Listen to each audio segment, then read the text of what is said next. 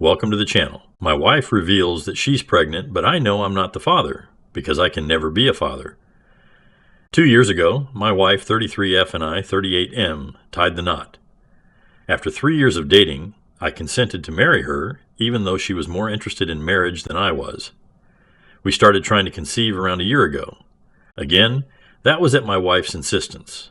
We struggled a lot during the period that we were trying to conceive, though, and things got so bad for my mental health that I decided to go get myself tested. My wife had become mean during the time that we were struggling to conceive, and I'd tried to deal with her behavior, but it was just too much to bear. So a few days after the test, I was told by the doctors that I was sterile. To be honest, that pretty much broke my heart. Even though having a baby wasn't my idea, I'd started envisioning my life as a father already, and I really wanted to be one. So to learn that I'd never be able to be a dad was the most devastating news to me at the time. But the worst was yet to come. I'd been trying to work up the courage to tell my wife that I was the reason that we weren't able to conceive, but I was afraid of how she'd react. She'd already been so mean to me that I couldn't imagine her reaction when she'd find out that what she wanted was probably never going to happen with me. So I waited for a few days after I knew the results of my test to tell my wife, but she's the one who ended up giving me a surprise. 4 days after I knew that I was sterile, she sat me down and told me that she had some really important news to share with me, and I was extremely scared because I'd thought that she'd somehow found out about my sterility. But no. She wanted to tell me that she was finally pregnant. I was shocked to my very core at what she was saying, but thankfully she was blissfully unaware of my true feelings and began to celebrate almost immediately. I tried to join in on her happiness so that she wouldn't doubt me or whatever, but the very next day I got tested again, just to confirm that I was really and truly sterile, and once again I received the same results. I was at a loss because if I wasn't the father, then my wife was most certainly cheating on me. The medical procedures that she needed to conceive artificially were expensive, and since I was the only earning member between the two of us, she couldn't have gotten anything done without asking me for that sort of money first. So, she was obviously cheating. The thought itself was so weird and horrible that I didn't do anything about it for the next few days while my wife planned a full-fledged party to announce her pregnancy. She seemed really happy, and I was equally shattered, but I couldn't let it show on my face because I needed to get to the bottom of this whole situation. I didn't even tell my own family about what was happening and kept it all under wraps because this was way too uncomfortable and personal to be shared with anyone. I couldn't even tell my wife what I thought because, firstly, way too much time had passed, and secondly, I wanted to know who exactly the father of her child was, because if I did confront her, then maybe she'd just leave, and I'd never know. Luckily, I found out on the day of the party itself. A lot of people attended, including our families, our friends, and a few of my coworkers. She also invited one of our neighbors, who lived right across the street from us. Our neighbor, 27M, is a young man and is definitely a lot better looking than me. No doubt. Not just me, but he's probably better looking than most people since he's a model, but he's still trying to make a name for himself in the modeling world. He moved in with his aunt, who owns the house he lives in, so that he's closer to the city since his own family lives really far away. My wife has always had a soft corner for this guy and would cook for him and his aunt when he'd moved in initially. He's even come over to our house for dinner a few times, and we've chatted about his work. He's well-spoken and well-read as well, and he's also a literature major, like my wife, so they have a lot in common and hit it off instantly the first time they met. I never had anything against the guy since he seemed sweet enough, and I trusted my wife too. But when he entered the house on the day of our party, and my wife's eyes lit up, I could sense that something had changed. She made a beeline for him as soon as he walked in, and they hugged each other for longer than she'd hugged any of the other guests. Nobody else seemed to notice this, but I did, and I could tell that they had something brewing, but I just needed a way to confirm it. So I decided to excuse myself to go to the loo, but headed to the bedroom instead and opened up my wife's laptop. I'd been able to check her phone while she was asleep a few days after she told me she was pregnant, but I hadn't found anything suspicious. Getting to her laptop had proved to be a little more difficult, since whenever I was home, she was constantly watching something or typing something on it. Whenever I'd ask her what she was doing, she'd turn the screen away from me and tell me that she was working on her novel. That had been going on for months, and I'd respected her privacy because I'd actually thought that she was working on a novel. Now, the situation had changed, and I was pretty sure that there was no novel, and it was just an excuse to hide the contents of her laptop from me. Thankfully, there was no password or anything I had easy access to. After some digging, I was able to find another email account in addition to a real one. I switched to that one and went through the emails that had been sent and received. I went through those emails and they were full of confessions of love from my wife and also the other guy, our neighbor. I recognized the email address since he was using his real name. And in the more recent emails, she was telling him that she was pregnant. He didn't take it kindly and was upset about it, so the mail stopped for a while, presumably because he'd wanted to end things, but my wife wasn't going to let him go. Eventually, I got the worst email of them all, where she was telling him that she'd spoken to a friend of hers who is a lawyer, and she'd help her file for divorce right after the baby is born. The reason she'd even tried to convince me to have a baby with her was so that she'd get both the alimony and the child support after the divorce, so that she could take off with our neighbor a few months after and live happily ever after. I was horrified when I read that, and I can still feel the nauseating feeling take over me whenever I think about that email. Anyway, I quickly shook off whatever I was feeling and got back to work and took several pictures of the email on my phone before shutting it down and keeping it back where I'd found it. I was less concerned about the cheating and more disgusted by what my wife was trying to do. Cheating was one thing, but trying to trick me into having a child with her and then making me pay all that money just so she could fund her dream life with her struggling boyfriend was so psychotic. And the cherry on top was that she was such a great actress that I hadn't suspected a thing yet.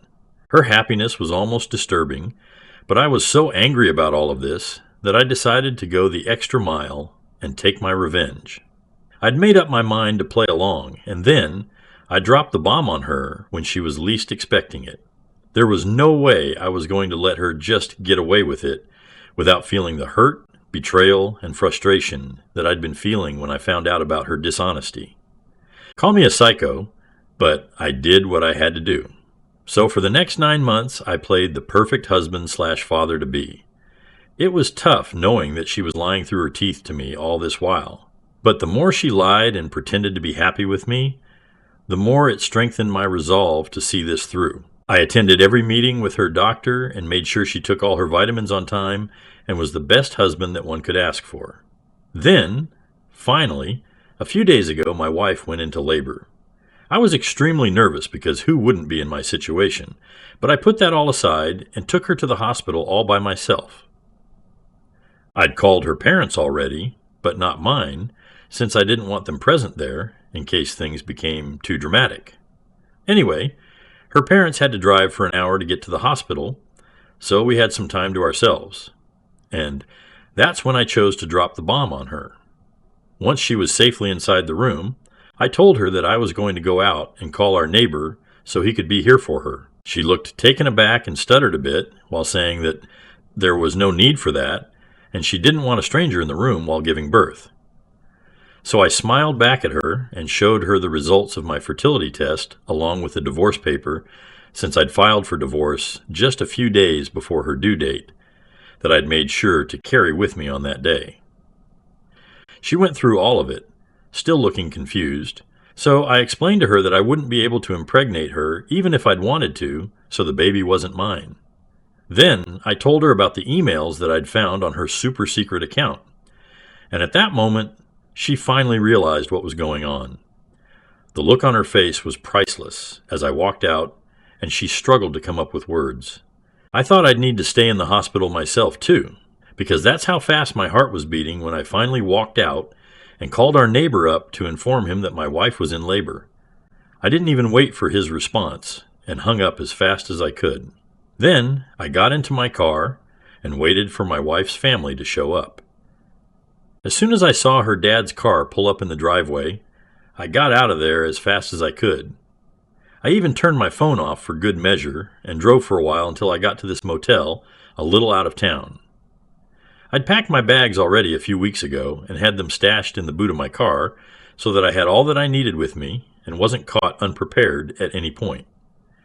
I spent the rest of the day watching television, drinking beer, and doing everything I possibly could to take my mind off of things. I went to sleep that night quite peacefully, knowing that I was finally done and dusted with this whole act. The next morning, I woke up and finally turned my phone on. Naturally, there were hundreds of texts from my wife and my neighbor, none of which I bothered to even open, but I did go through some texts that my parents and brother had sent me. I guess my wife had probably contacted them when she couldn't reach me, so I decided to call my parents back and speak to them. I told them that I'd be coming back home in a while, and even told them to get my brother there, if possible, so that I could explain the entire situation to them, because they did deserve an explanation for what was happening. I drove to my parents' house, and my brother was already there, all of them looking confused and kind of annoyed, which was but natural because to them, I just missed the birth of my own child, and it also made them miss the birth of their grandchild. But I sat them down and explained the whole story to them and told them my reasons for what I'd done, and by the time I was done telling them, they were speechless. I was ready to be bombarded with questions and accusations, but nothing of the sort happened.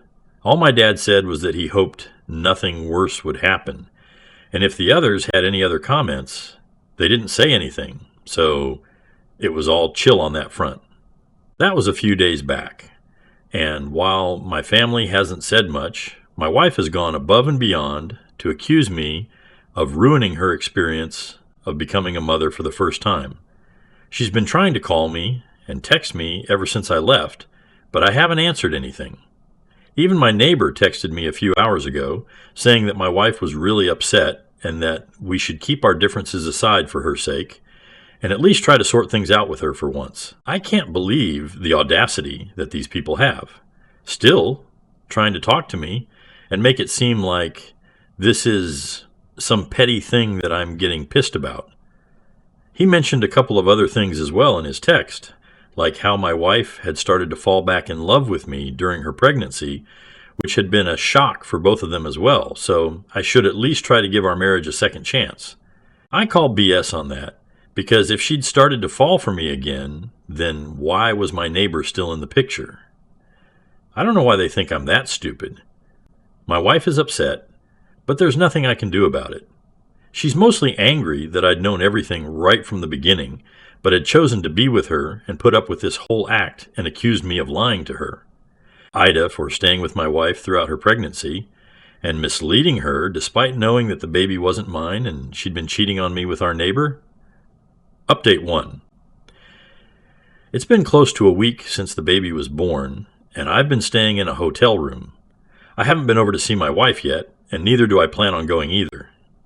She's still texting and calling me, but I don't know why, since I've made it pretty clear that I'm not interested in speaking to her or hearing her out. I haven't blocked her yet, but I have blocked my neighbor since he'd taken it upon himself to text me and remind me that my wife was still holding out hope and wanted me to get back to her. I'm 100% sure that the only reason he's still with her and trying to get me to forgive her is so that she'll at least get something out of the divorce settlement and the alimony, since both of them are basically unemployed. My wife was a stay-at-home spouse, which I appreciated and respected, but she wasn't just staying at home and doing the chores. She was also cheating on me behind my back, and that was unforgivable. And before anyone attacks me, I'm not the one who suggested that she quit her job after marriage. In fact, I was quite supportive of her back when we were dating, and she used to work, but she's the one who said she wanted to quit and take care of our home instead, so I didn't stand against that either, since it was her choice and I earned well enough. Anyway, I'm pretty sure my lawyer will be able to get me out of paying alimony once we can prove that she'd been cheating, which I'm hoping is going to be easy.